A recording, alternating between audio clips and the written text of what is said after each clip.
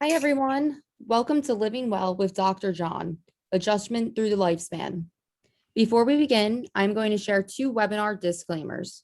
The first is, this is for educational purposes only.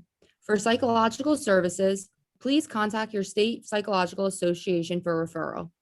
The second disclaimer is, the questions, comments, and opinions expressed during this webinar may not express the views and beliefs of the Christopher and Dana Reeve Foundation. Now for some background on Dr. John. Dr. John Chang is a clinical psychologist and is board certified in rehabilitation psychology. He is a professor of psychology at East Stroudsburg University, as well as a consulting psychologist. Dr. Chang also has a private practice through Doctors on Demand. Two quick notes before we begin. Today's webinar is being recorded and will be available on the Reeve Foundation YouTube channel. And if you would like to ask Dr. John a question, please use the Q&A box located at the bottom of your screen. Now I'm going to turn it over to Dr. John. Hi, Dr. John. Thank you, Kaylee, as always. Hello, everyone. It is a beautiful day here in Northeast Pennsylvania. I hope everyone is having a nice day today. Wow, it's been amazing. It's over a year already since we started this podcast, and I can't believe time flies. And it's as older we get, it always seems to do that, fly by. So today is an interesting podcast. We are going to review many of the different suggestions and responses we had from all you listeners out there, because I do truly believe that you know more than I do when it comes to life with this paralysis. But before we start, thank you, Kaylee, our digital coordinator, for helping me with this podcast. I'd like to thank the foundation for supporting this endeavor. And lastly, I'd like to thank Angela for her insight as keeping us focused and promoting what we're supposed to do. So thank you again. So let's talk about what's been happening since at least last time I saw you. It's funny, whenever I talk to my patients all over the country, my first question is always, how is it since I've last talked to you? Well, so it's August. It's a month before we're going to start school. We're in this transition time again, not sure if we're going to be going back to school. I mean, our school, we're supposed to go back to school face to face with our mask. But, with the surge, we're not sure if that's going to change. Is it going to skip back into a hybrid format of digital versus face to face? So a lot of unknowns coming up again. I was hoping we wouldn't have to do this for the fall. Of being a quadriplegic, we have a lot of issues with respiratory.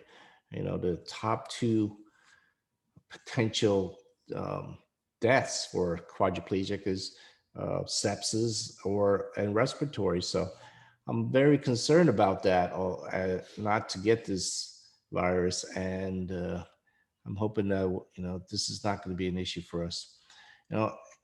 I like to pop up this diagram, if you can, Kaylee, of this model that I wanted to show the listeners for a second. It's a real complex diagram. I'm not going to sit here and sort of go through all these bits and pieces, but a lot of people always ask me, what are some key things in having a great quality of life?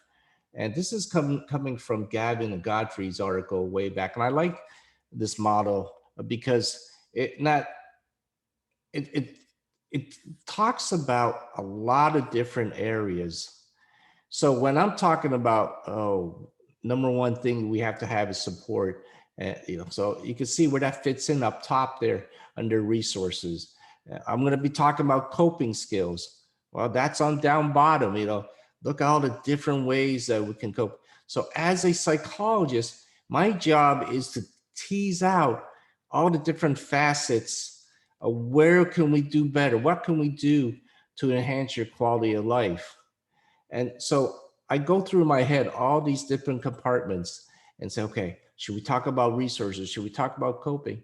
Or should we talk about how do you see your disability, and how do you feel about um, you know are you showing me a lot of depression, anxiety when you come into the office, or when you're consulting me?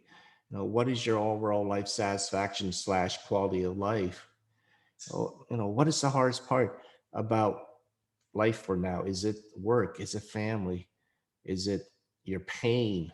So this conundrum of bidirectional arrows and square blocks is a way that I sort of formulate in my head. What do I talk about? What do I say to you?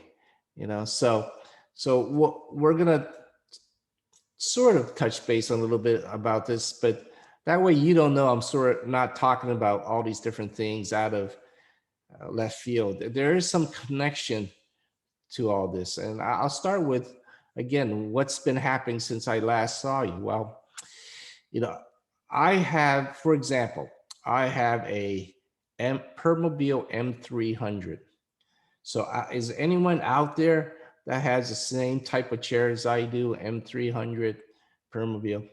So let me know in the chat if you had the same chair. So I've had this chair for 9 years now.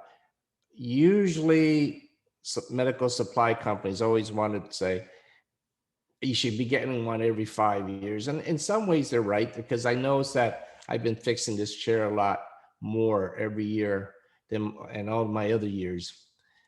But I didn't want to. Why?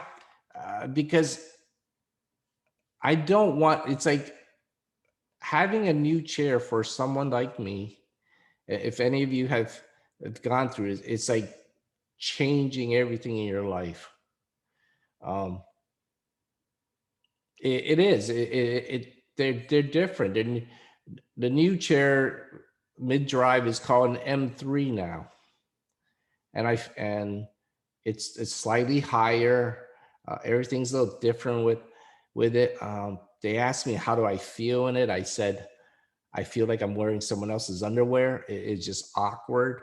It's uncomfortable, and this is why I don't like changing chairs. But to avoid having too many breakdowns, they said I needed to move on and embrace change, which I psychologically, all of us hate change, to be honest.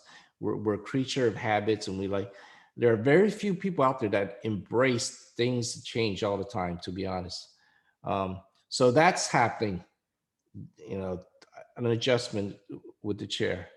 Last time I talked to you, I didn't have any caregivers. Thank God I have my wife, who's been backing up all these caregivers who were gone due to medical issues. Well, one came back, thank you, Lord, and waiting on the other.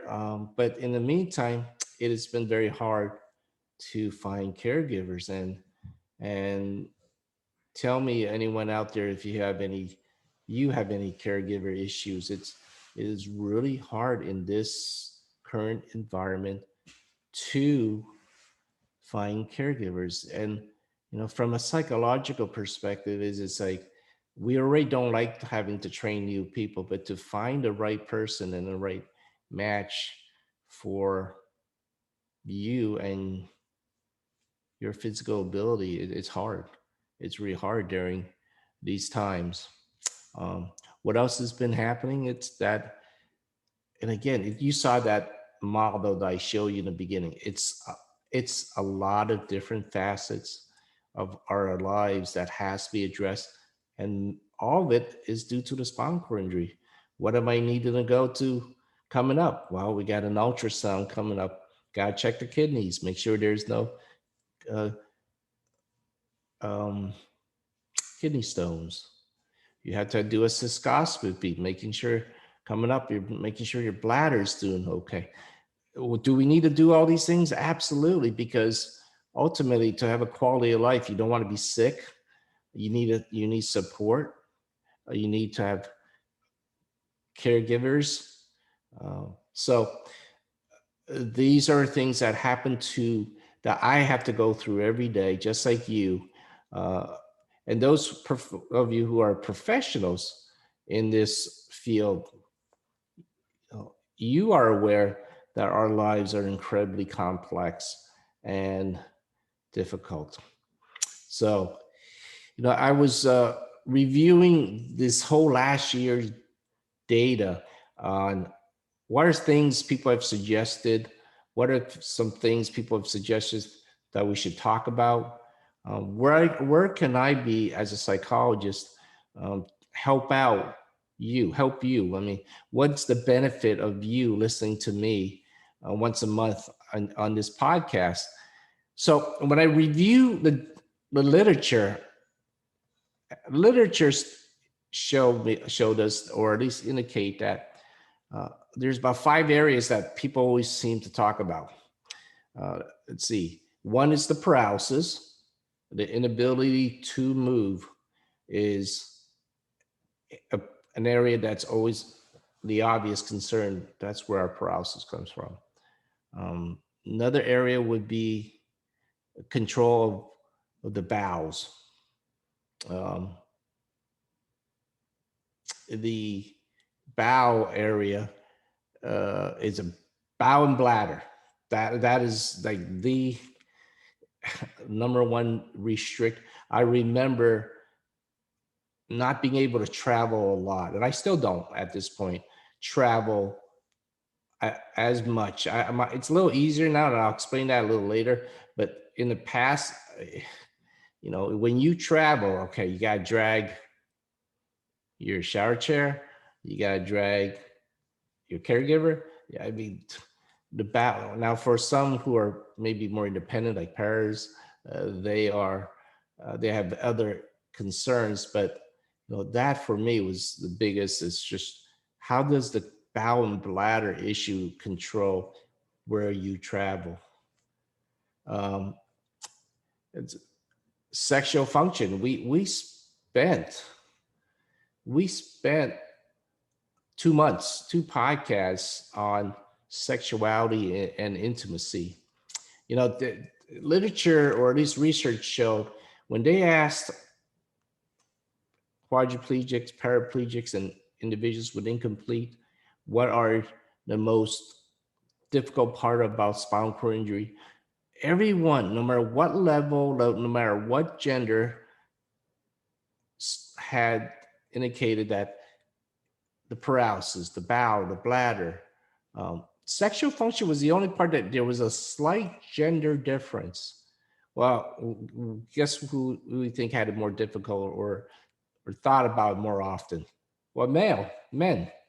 There was a significant difference between males and females that concerned about sexual function, sexuality. The other area that was a common concern for all of us was pain. So let's see. Well, right there it is.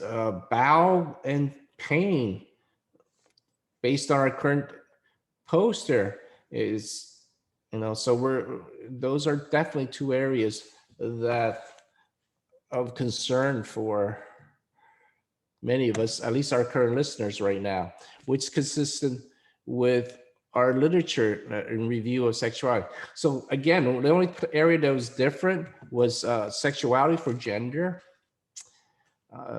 There was the other area consistent throughout everywhere was the exception of when you look at the level of injury. The area that was different was spasms. So quadriplegics have a higher rate of difficulty with spasms and paras. Well, that makes a lot of neurological sense, because we traditionally would have more spasticity issues due to, the length of our spinal cord still being intact, versus individuals who are para or incomplete. So that was another difference based on literature. Okay. So I'm trying to keep up on let's look at what I saw in the past year in what our listeners have responded. When I reviewed our data for the past year, same thing showed up, bladder and bowel. You know, about 23% of my listeners indicated that was one of the areas of concern. When I was reading one of the websites of Spinal Cord, I forget if it was USA or Peer Support, someone posted that what is the most, fearful, scariest thing that you think about with spinal cord injury, and uh, the highest thing that was endorsed was having a bowel accident in public. Um, amen. That is scary. That would be scary.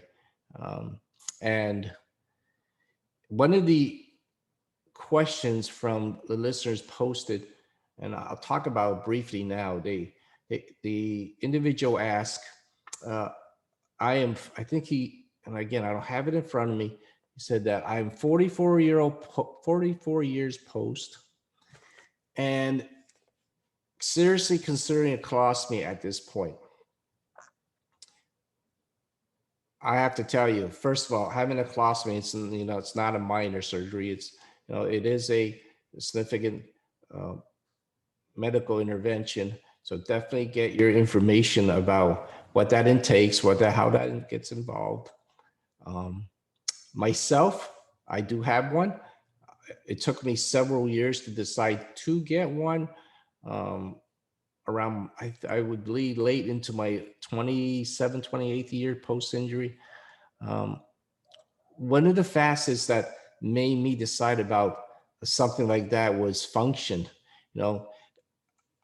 I need to get up, get going, go to work, be productive. That's part of how I survived this devastating injury. I have to work. It builds up my ego. It helps with me with meaning in life. It gives me direction every day. And that bowel routine every morning took forever. The hemorrhoids, the difficulty sometimes finding caregivers who are comfortable with this, a lot of different facets. And then once you get done with the routine, you felt, I don't know, I don't have a better word for it, crappy all day. You had that cold sweat going because you're in so much pain.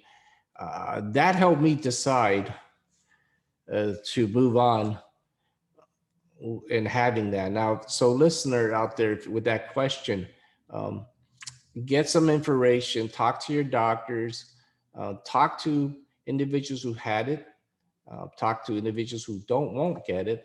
I saw a post out there that says, "Oh, I would never get that. They like their body." Yeah, you got to get used to having this pouch on your belly. And a good friend of mine, I've spoke about him a few times already, and I asked him how do you like your colostomy, and he said 80-20. 80% is good. It makes his life so much better. It's more predictable. He can travel easier. He can get up easier. 20% he said it sucks. He is concerned about his image, body image, and having leaks and the smells. So it's definitely not a perfect scenario, but it is something. It's a personal choice. For me, it's definitely an 80-20 as well. Lack of physical mobility. It's sort of exactly the same as what I just talked about in literature and research. This paralysis, this inability to move, creates a lot of havoc for us psychologically, mentally. And I'll talk a little bit about that when I go through some of these questions, because this is self-esteem, self-concept. This is who I am, and when I cannot move, it becomes an issue. Uh, the third thing our listeners listed was dependence, being dependent on someone. One of our guest speakers a few months ago was a C3 ventilated individual, and he said, you know, he seems like a great head, has great attitude. Um, but he also said, look, I'm relying on people all the time, 24/7. That is psychologically incredibly frustrating. Um, absolutely. Absolutely. That is restrictive, dependent. You feel like you're a burden on individuals around you in society. But his attitude is incredible. He's overriding a lot of these issues, and that is part of the success of having a quality of life. That attitude, the willingness to oh give yourself what you have and make it the best you can. I had an opportunity to talk to my psychologist just the other day. Now, I haven't talked to this individual 25 years, 26 years. He was um, my therapist the first when I had my injury down in McGee in Philadelphia, and we briefly talked a little bit about over the years of what the field has become and the different individuals we remember at the hospital. And that is the critical part in success of being um, the success with this injury, success with this spinal cord injury. uh, we talked how we have clients in certain situations, like for example, a few of my clients are individuals in nursing homes, and to me, that type of living, institutional living, is incredibly restrictive. So where do they find hope? What is their goal? What can they do to improve their quality of life when they're in an institution like that? And so my job is to help them establish some hope, find some goals, and find ways to, if their goal is to move out of there, that's what I'm there to support them. If their goal is to live there and to flourish while they're there, then that is my job. My job is to help them um, move in the direction that they want. Now, if some people may not have any idea what they want, so then my job is to help you figure out what options are there and what consequences are there for those. So dependence, pain, number 4, again, pain and secondary conditions like skin sores. So let me talk about pain. Pain is a pain in the ass, yes. Um, pain, if you look at research, who can survive pain better? Well, ones who are actively engaging the pain. What does that mean?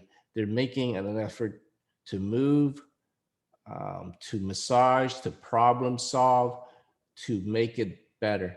Those who are going to passively address it,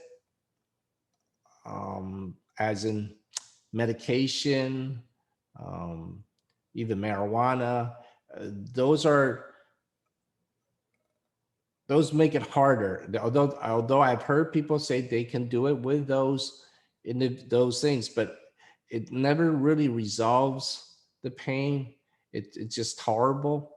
And down the road, you end up having to take more of it because your body adjusts to that. So, um, so it's really important that, so coming back to the main problems and difficulties from our listening group, which mimics exactly what is in literature, is the paralysis, the bladder issues, the bowel, the dependency, pain, and the secondary conditions such as UTIs and skin sores and Remember that? Remember that complex diagram we showed you in the beginning that Kaylee put up? How complex and all those little square boxes and stuff. All these things fit in one of those square boxes, and eventually you're going to have to address some of it somewhere. Okay.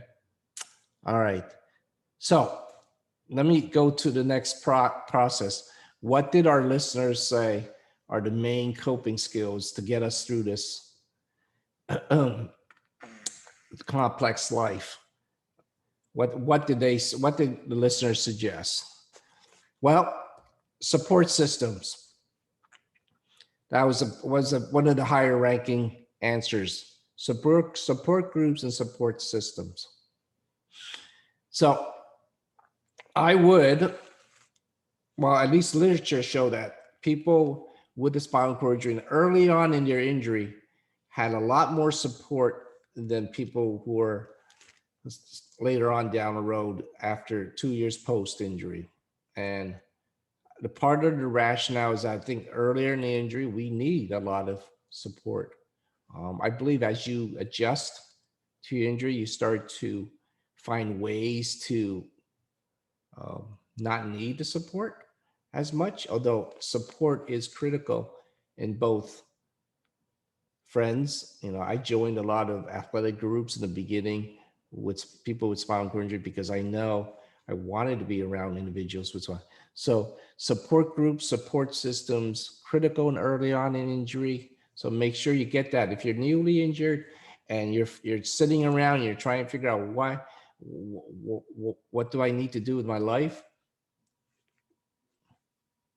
Get around people, be around people with spinal cord injury. Trust me, you will enjoy those who have gone through it, and their attitudes are so much different.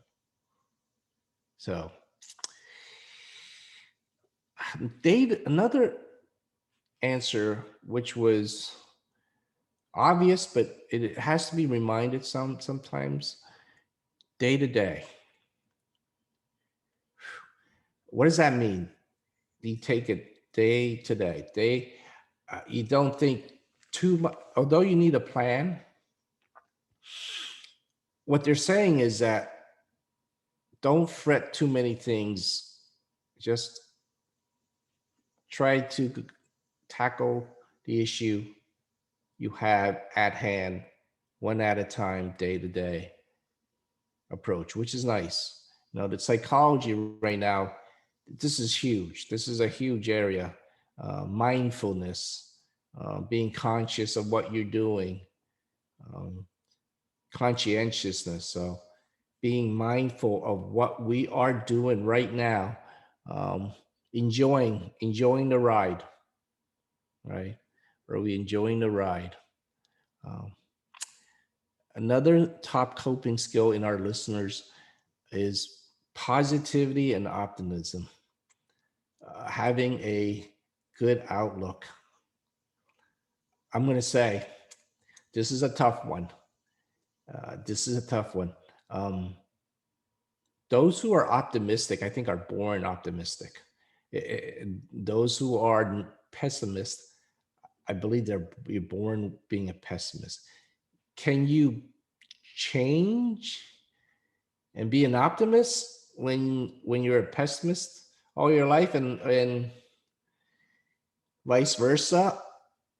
I think it's somewhat difficult. It's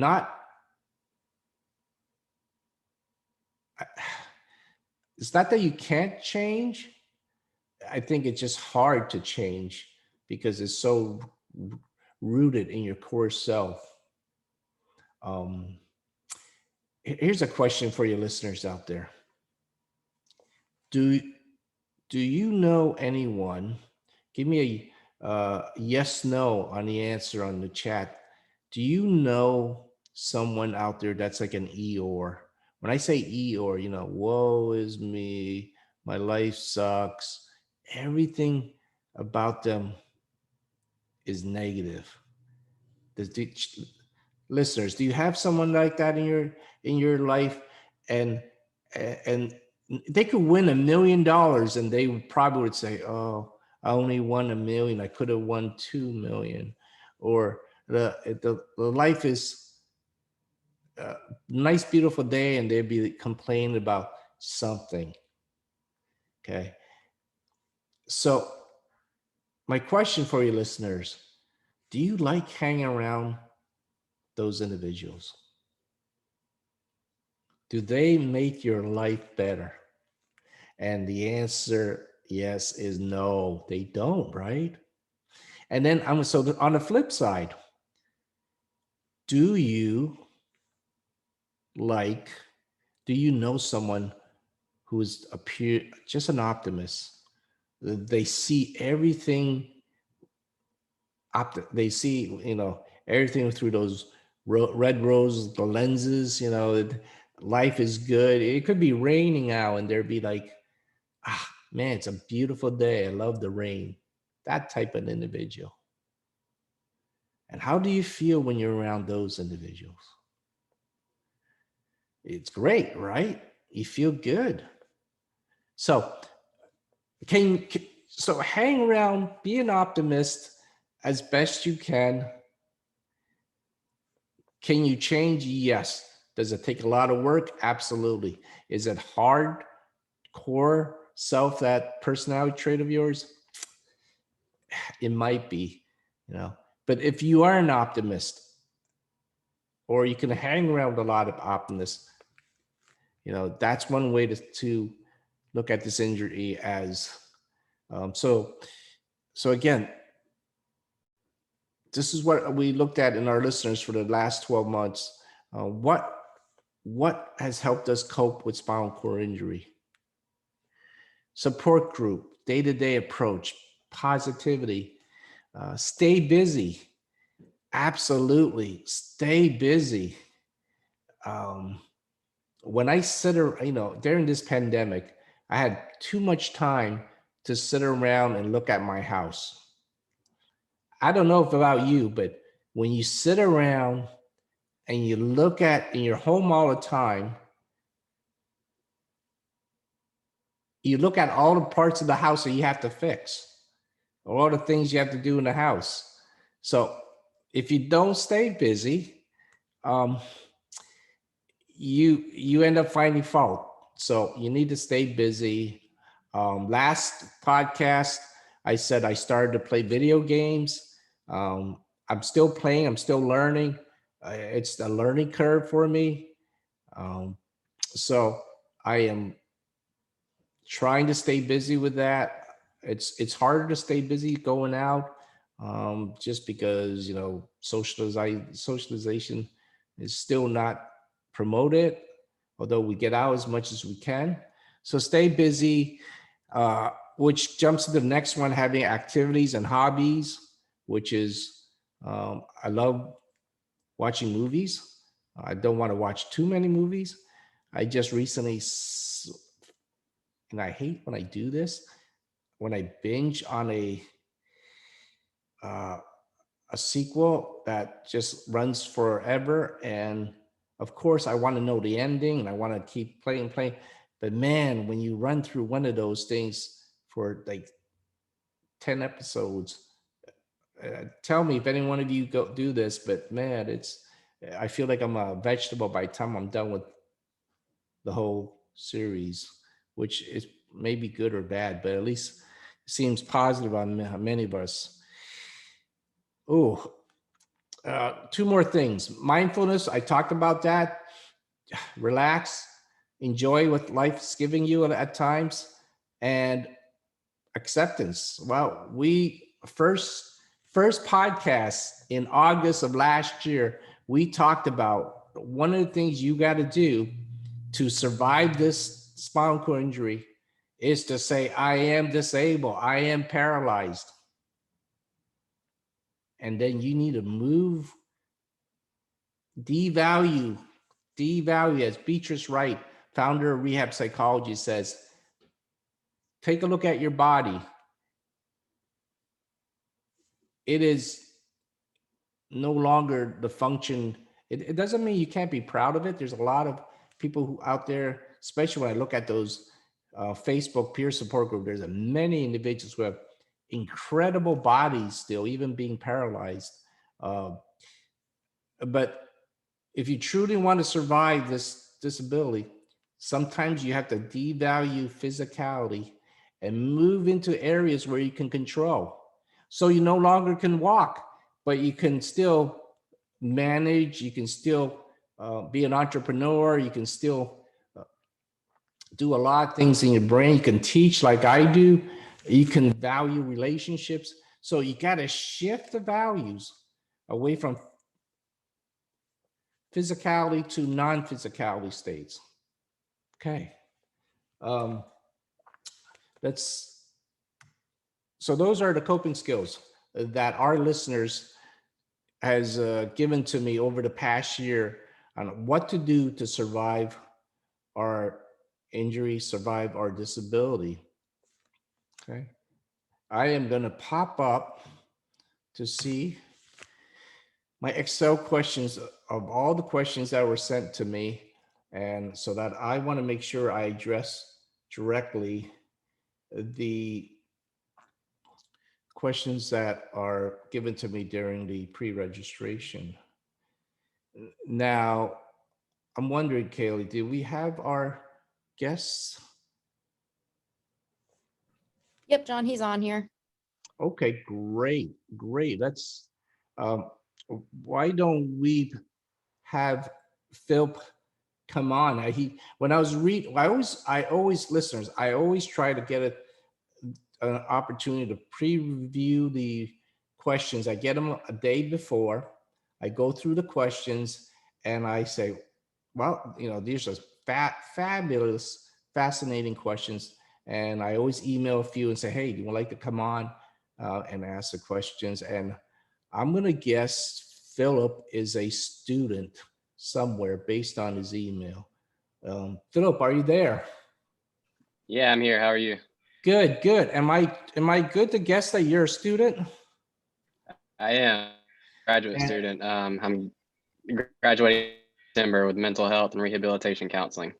Good for you. Good for you. And Philip, you had a great question. Can I now? Not everyone that listen to this are part of the disabled world, so I'm not assuming you are. But can I ask if you are a spinal cord individual? Yeah, C5, C6 complete since 2008. And you know what? I'm going to have to say I'm biased towards you because I'm a C5 as well, complete. So it's an awesome level. Yeah. Yeah. So you're in rehab counseling, and is that a master's level or an undergraduate? Master's in both mental health and rehabilitation counseling. Just passed my CRC 2 weeks ago.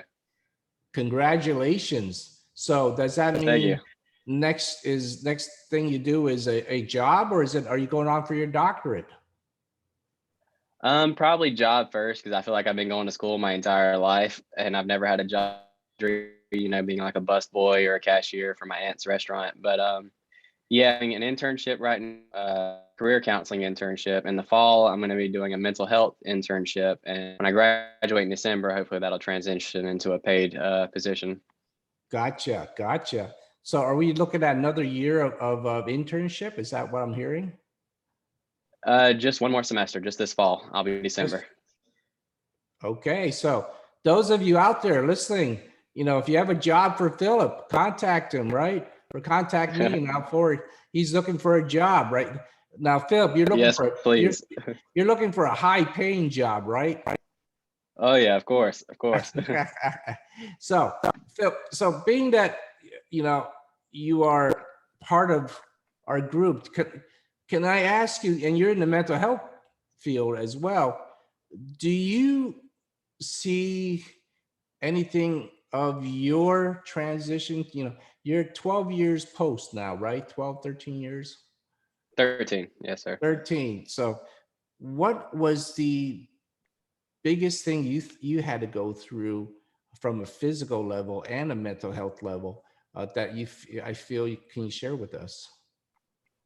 Yeah, honestly, the biggest thing has been caregivers. Right now, I'm trying to find someone for nighttime, and having to get family or friends to fill in, or other caregivers to, do double duty kind of a thing. And when I first became paralyzed, for like the first 2 or 3 years, I didn't have paid caregivers. It was family, and the toll it took on my family was pretty significant. And me seeing that toll it took on them was significant for me. That was the worst part for me, is having Yeah. family like have to take care of me and seeing how much it impacted them. And yeah, that was definitely the part, was family and friends being a burden to them. Yeah, Physically, I feel that before you jump on the physical part, I'm going to say to you, no wonder you're a counselor, because I think people who go in the counseling field, we have this incredible gift, but also a burden of sensing other people's pain.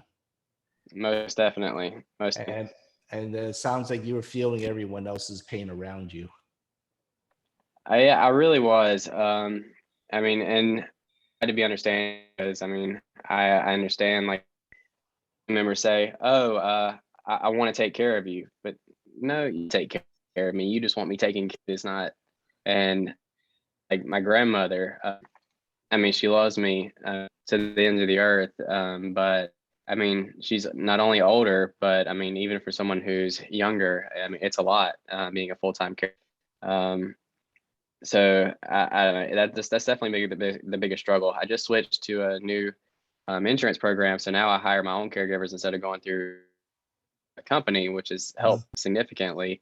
But it also adds stress. I have to do the hiring. I have to find all these caregivers, and that's what I'm struggling with right now, this very week. Actually, for the past couple months, really.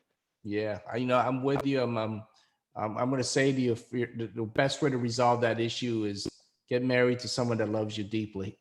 No, although there's issues that comes with that, but no, I'm in a similar situation to that. I get to hire and fire and avoid those agencies, because my fear of those agencies would be, they always say someone different or someone new, and you always have to train. Yeah, I mean, is that what happened? Is that correct to say that?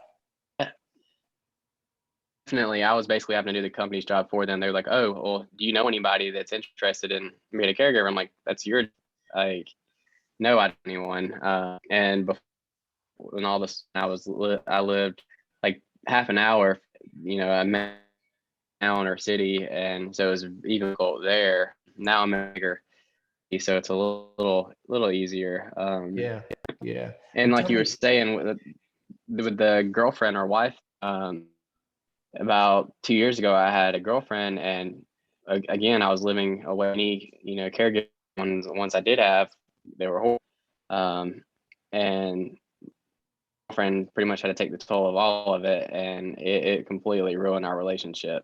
yeah, I mean, it can, especially if you're, there's definitely a difference when well, I'm going to say, even when your spouse does it, it does create a lot of stress on a relationship. It's a unique process.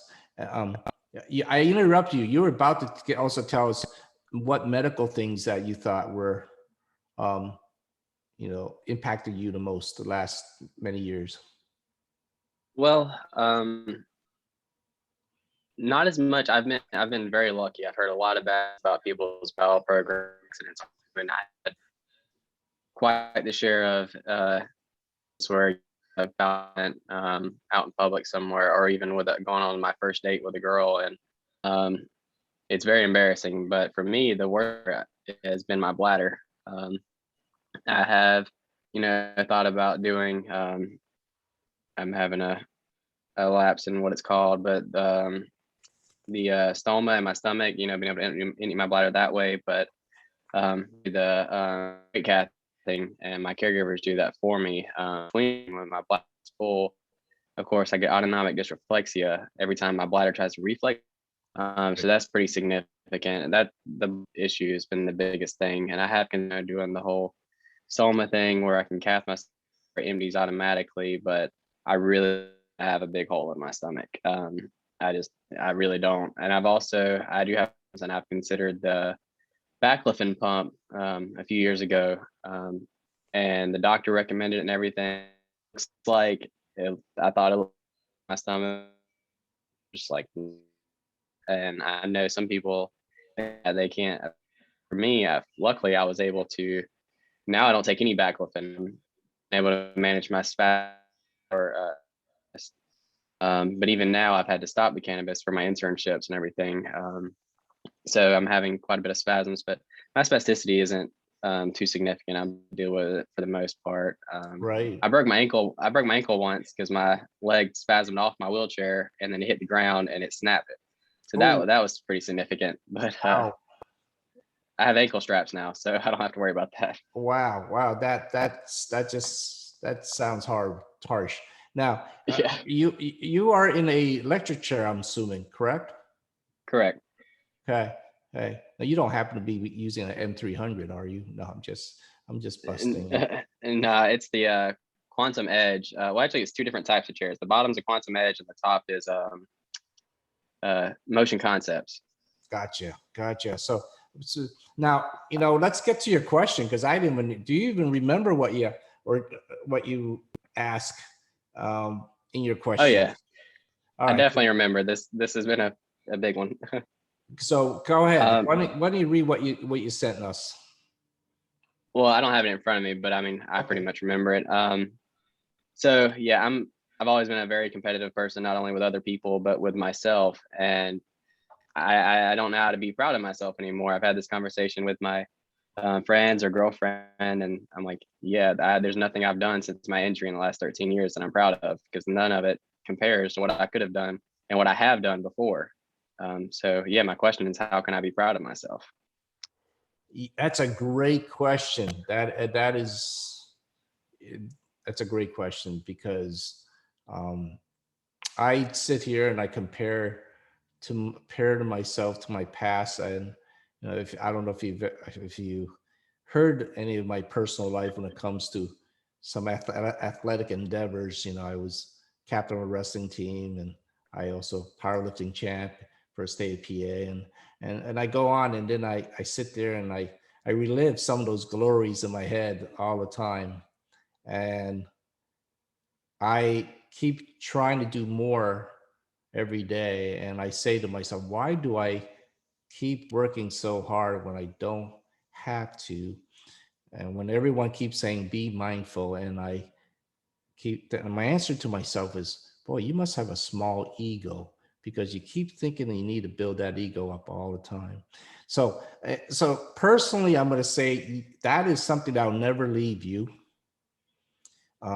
Because that's being competitive. You're always, that's what being competitive means. You're going to compete and compare, even with yourself. And your old self is a competitor now. As a professional, I would say you need to embrace what you have done in the past, which probably helped you become who you are now. That being competitive makes you want to be better being where you're at, so it's a nice link that way. But you have to also be proud of things you do differently now. It's that shift. It's that value shift that Beatrice Wright talks about. The value of that physicality can no longer be there. It shouldn't, and you need to devalue that. And you need to flip over. You're an educated man now. You got your master's. You're going to be impacting people's lives in less than a year. You have to start valuing that and that impact. And that's why I said, hey, are you going on for your doctorate? You know what? Maybe you'll get competitive enough and you will go on and continue your education and get your degree even higher. So, and that's the way I was suggesting, take that's internal in you and put it in somewhere that allows you to compete from things you can control. And part of it is your brain.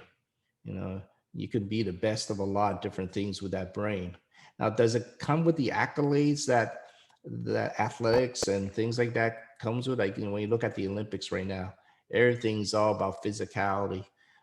Which the funny thing about it, though, is, it's the ones who, like Simone Bowles, are struggling with these mental health issues, who are the things we're talking about. how important the mind is, even with these great athletes. So for you, you have to let it go, man. You truly have to really let the old self take the things about you that were really good, put it into what you have right now, and stop comparing and start competing within what you have. Does that make sense? Yeah, it definitely does. And I do plan on pursuing my doctorate eventually. And, that has been, motivator, to accomplish these goals, continue making goals and accomplish them and, try out of them as I can.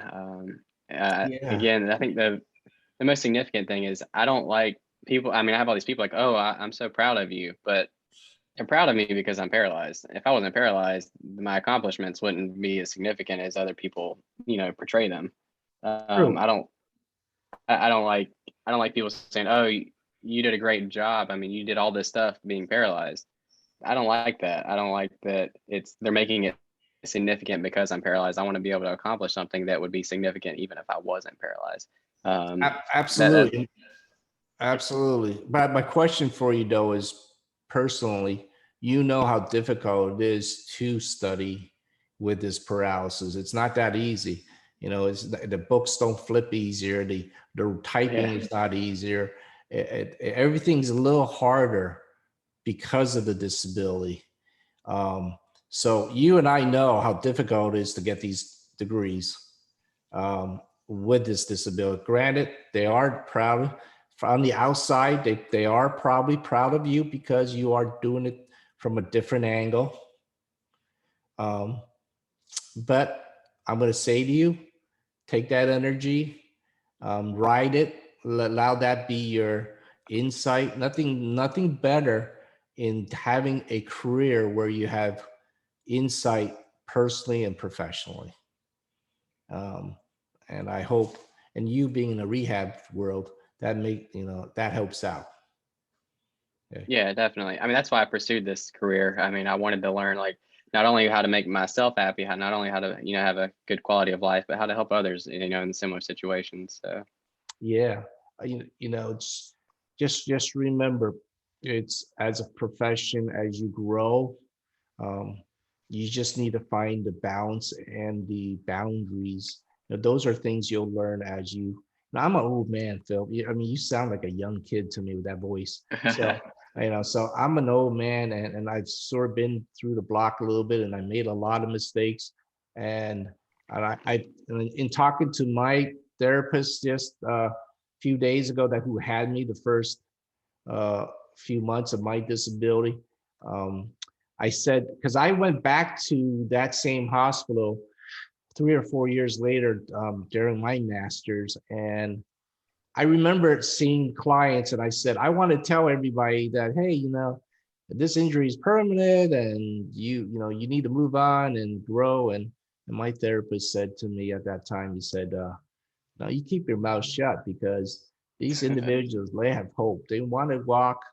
They want to, that drives them to do better in therapy and work harder. And so there's little things you got to learn as a profession, um, you know, as you grow. But I'm sort of going off on a tangent because I'm very proud of you doing what you're doing, because people like us, we do make impact in the world a little bit, not, maybe not a lot, but at least a little bit at a time. So, but Phil, is there anything, first of all, I want to thank you for coming on, because I really appreciate when I get someone who truly I can talk to and give me some good questions. So thank you again.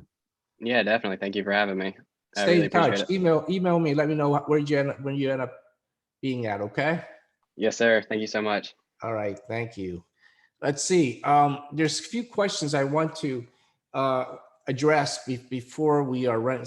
This thing always, I always think I don't have enough to say, but we always end up having so much to say. So I have an individual who wrote in. I try to avoid identifying names anymore, or even uh, states at times, because I'm trying to keep privacy as a big factor. But oh, they write, Please talk about the best way to build dating relationship and overcome rejection, self-doubt, and being disabled. Well, I'm going to say to you, you're not going to, that self-doubt and being disabled is something you are not going to completely get rid of. It will get better as you feel more confident in who you are.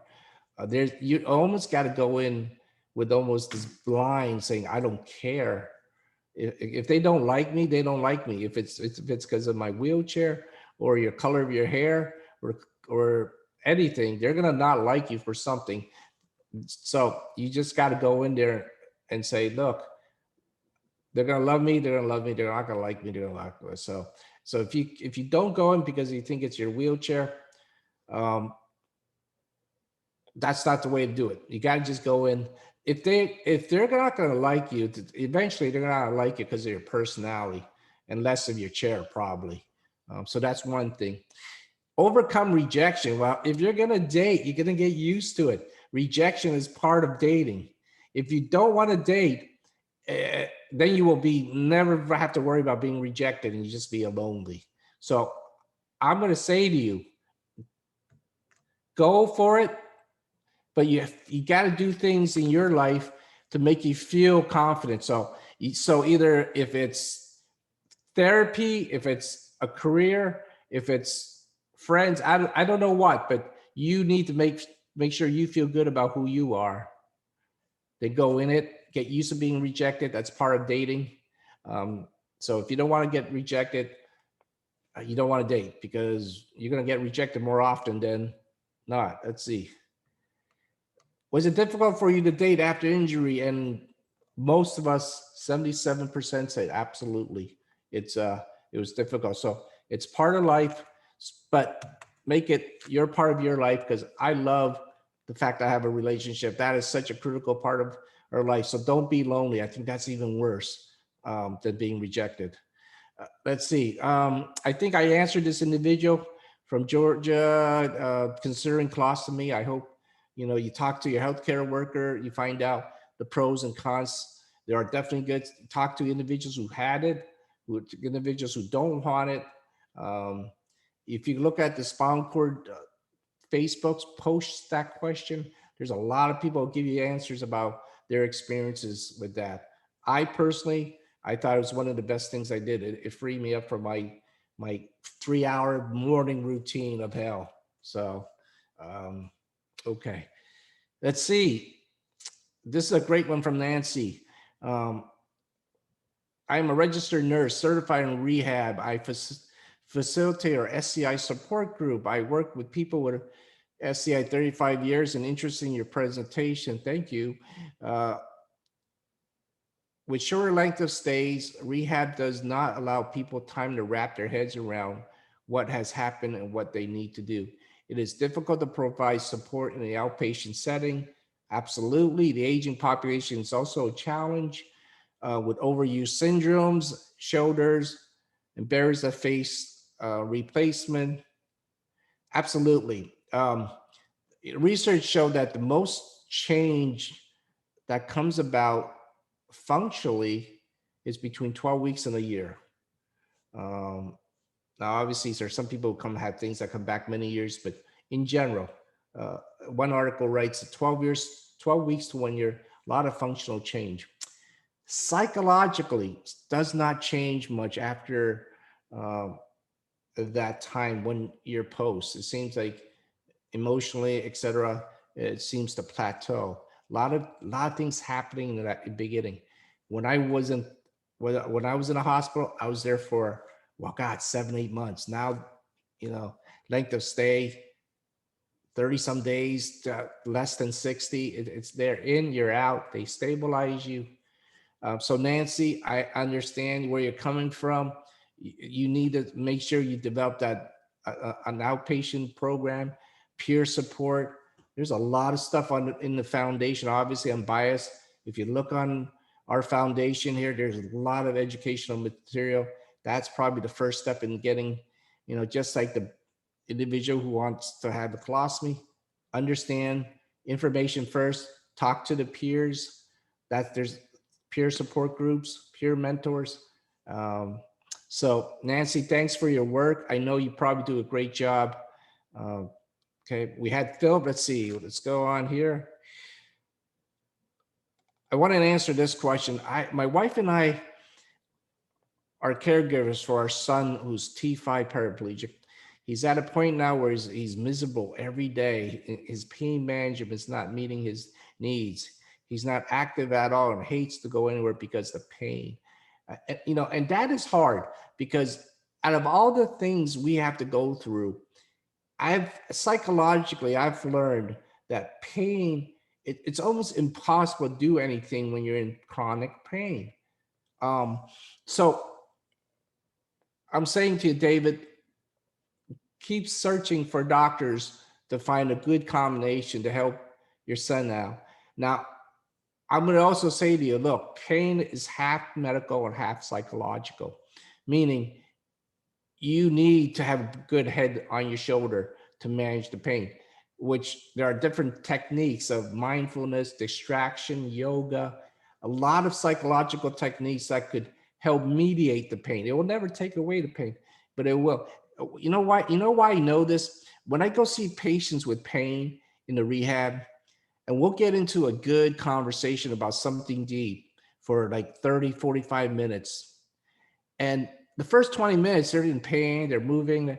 But all of a sudden, when you're distracted and you're talking about something really significant, all of a sudden they're not even thinking about the pain. And I'm watching their body and I'm watching everything.